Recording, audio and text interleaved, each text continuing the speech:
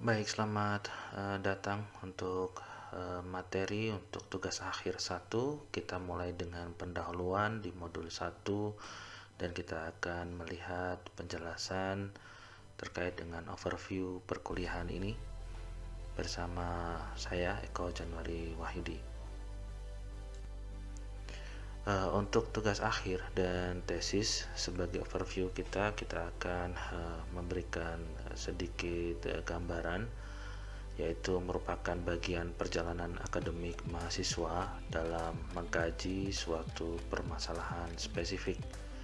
Tugas akhir atau tesis secara khusus akan selalu diingat, terutama kerjasama dengan dosen pembimbing. Sidang dan seminar sebagai tahapan evaluasi terhadap penguasaan materi penelitian dan sarana untuk berbagi atau berkomunikasi terkait hasil penelitian yang sudah dilakukan. Jadi tahapan tugas akhir nanti akan dilengkapi sampai akhir untuk sidang dan seminar. Tahapan tugas akhir secara umum untuk dapat menyelesaikannya, tugas akhir atau tesis ada kurang lebih 5 tahapan umum. Namun untuk tugas akhir 1 kita akan fokus sampai di 2 tahapan, yaitu sampai seminar tugas akhir 1. Sedangkan sisanya untuk langkah ketiga sampai kelima ini untuk tugas akhir 2. Yang pertama, perlu diperhatikan bahwa mahasiswa perlu menghubungi dosen pembimbing atau calon dosen pembimbing untuk studi yang diminati dan data yang tersedia, serta berkomunikasi untuk melakukan penelitian serta proses pembimbingan.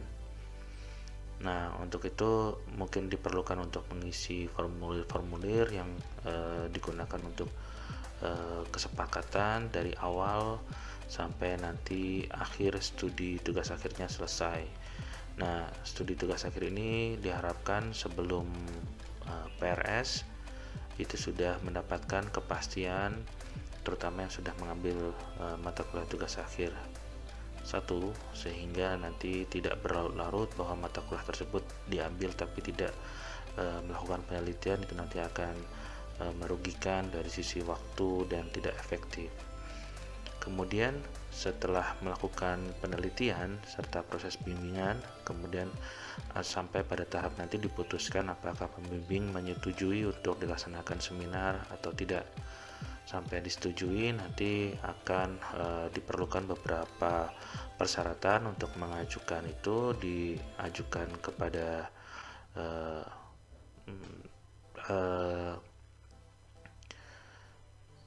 program studi untuk bisa diajukan dalam proses seminar tugas akhir 1. Nah, dari situ mungkin nanti akan sebelumnya disertai dengan latihan-latihan untuk presentasi dan seterusnya, termasuk penulisan untuk laporan draft laporan proposal tugas akhir 1. Nanti akan diuji dan direview oleh beberapa dosen.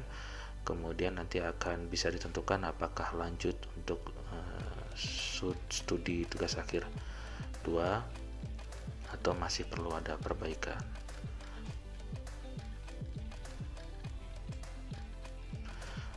Sebagai overview, kita perlu mengetahui posisi untuk mata kuliah tugas akhir 1 ini berada di semester 7. Mata kuliah ini disediakan atau direncanakan disusun di semester 7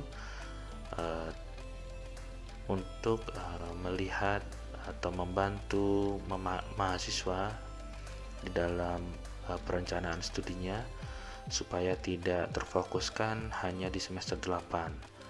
Sebelumnya tugas akhir 1 ini digabung dengan tugas akhir 2 sehingga SKS-nya akan lebih besar, tetapi dalam 1 semester. Nah, ketika dilaksanakan seperti itu, beberapa hal yang kemungkinan terjadi karena tugas akhir itu merupakan hal yang unik, diperlukan tanggung jawab dari mahasiswa untuk bisa menyelesaikannya dengan standar-standar kompetensi yang diperlukan untuk tugas akhir itu, baik penulisan,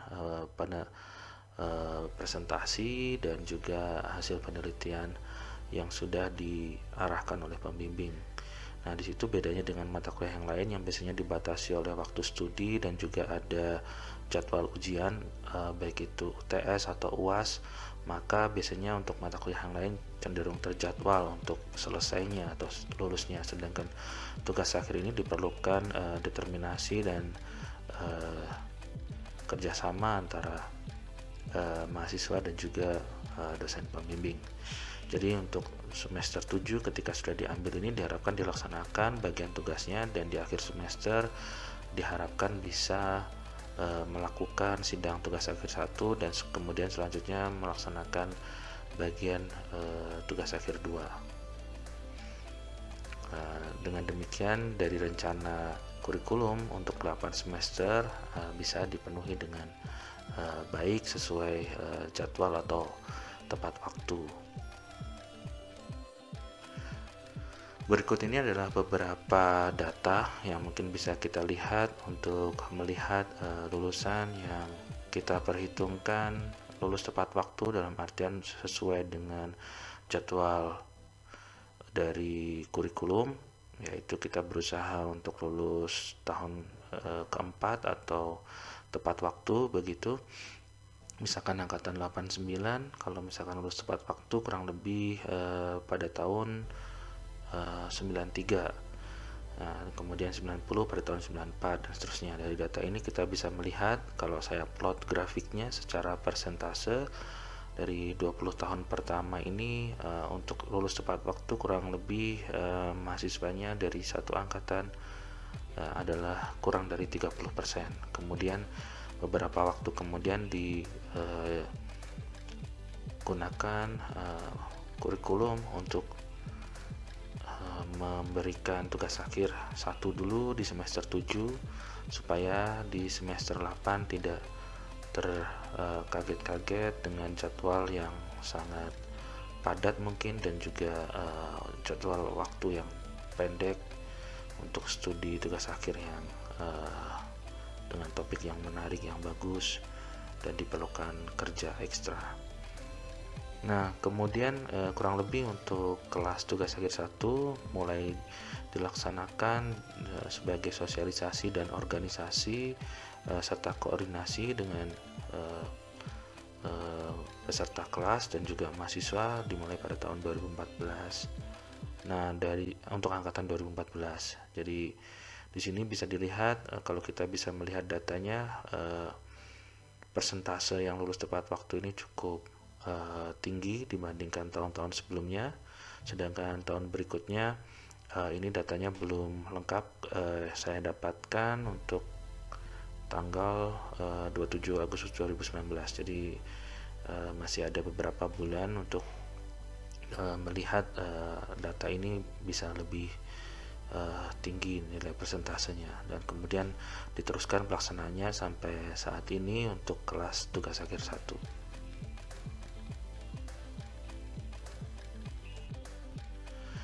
Oke, untuk data-data dan juga overview sudah disampaikan. Oleh karena itu pada pertemuan pertama ini sampai jadwal PRS, dan mungkin sesegera mungkin kita perlu mendapatkan data berkaitan dengan rencana studi tugas akhir dari masing-masing mahasiswa yang mengikuti kelas ini. Jadi kita membutuhkan data sebagai berikut: data mahasiswa, kemudian dosen pembimbing atau calon dosen pembimbing, kemudian topik tugas akhir atau judulnya, kemudian kita berikan keterangan apakah itu sudah sebagai rencana atau sudah komunikasi dengan dosen, sudah disetujui atau belum, kemudian sudah sidang tugas akhir 1 atau belum, sudah sidang tugas akhir 2 lulus atau belum. Itu perlu kita update beberapa datanya di sini.